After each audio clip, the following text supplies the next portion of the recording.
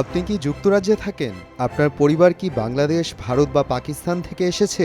তাহলে আপনার জন্য রয়েছে একটি দুঃসংবাদ। যুক্তরাজ্যে প্রায় ৯০ লাখ মানুষ রয়েছে নাগরিকত্ব হারানোর ঝুঁকিতে। তালিকায় আছেন বাংলাদেশি, পাকিস্তানি, ভারতীয় বংশোদ্ভূত নাগরিকরাও।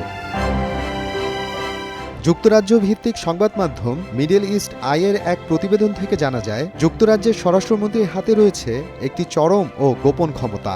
এই ক্ষমতা ব্যবহার করে যে কোনো ব্রিটিশ নাগরিকের নাগরিকত্ব বাতিল করতে পারেন তিনি। এমনকি সেই ব্যক্তি কখনো অন্য কোনো দেশে না থাকলেও নেওয়া সম্ভব এই সিদ্ধান্ত। মানবাধিকার সংস্থা প্রাণীমিট ট্রাস্ট ও রিপ্রিভের মতে এই আইনে সবচেয়ে বেশি ক্ষতির শিকার হবে মুসলিম সম্প্রদায়ের মানুষ, বিশেষ করে যাদের সাথে বাংলাদেশ, পাকিস্তান, ভারত, সোমালিয়া, নাইজেরিয়া, উত্তর আফ্রিকা ও মধ্যপ্রাচ্যের সম্পর্ক রয়েছে। যুক্তরাজ্যের মুসলিম জনগোষ্ঠীর বড় অংশ এই অঞ্চলগুলোর সঙ্গে যুক্ত।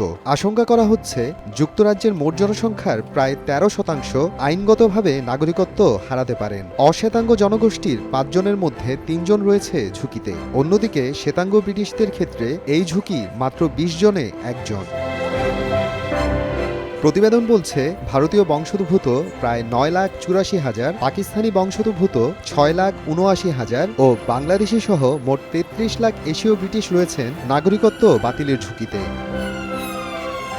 বিশেষজ্ঞদের মতে নাগরিকত্ব কোনো সুযোগ নয়, বরং অধিকার। তবে এখন এমন বিপজ্জনক নজির তৈরি হচ্ছে যেখানে কারো আচরণ ভালো না খারাপ তার উপর নির্ভর করে কেড়ে নেওয়া হচ্ছে নাগরিকত্ব। পরিবার কত প্রজন্ম ধরে যুক্তরাজ্যে আছে তা আর কোনো বিষয়ই নয়। যুক্তরাজ্যে নাগরিকত্ব আর সবার জন্য সমান নিরাপদ নয়। বিশেষ করে মুসলিম ও অশ্বেতাঙ্গদের জন্য এই ঝুঁকি দিন দিন আরও বাড়ছে। মোহাম্মদ আফরানুল ইসলাম, সময় সংবাদ।